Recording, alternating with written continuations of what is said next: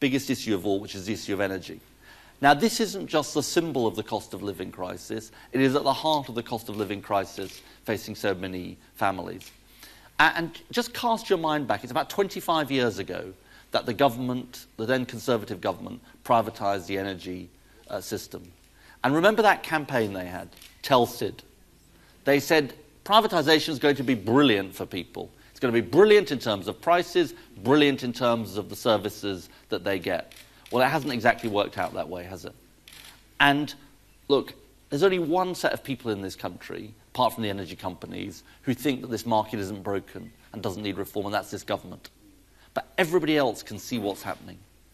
And that's why Labour's campaign on energy prices is so important. And what we're unveiling today is the biggest change for 25 years since that privatisation in the way the energy market works. And I just want to tell you about that. And what are we telling Sid, if you like? We're saying we will freeze prices for 20 months if we win the election in 2015, freeze prices until 2017. But we won't just do that. We'll have a regulator that can cut prices if the companies are overcharging, because we all know what happens. We have that situation where wholesale prices go up and you pay more, but when wholesale prices come down, you still pay more. So we'll have a regulator that can order those price cuts to help consumers, and we'll have a proper system of competition, transparency, so that the companies have to account for what they're doing. And everybody can see what they're doing, and we have a simple tariff so you can actually compare one company with another. And that is a huge change for the way this system works. It's something that Caroline has worked on for months to make sure that the detail is right.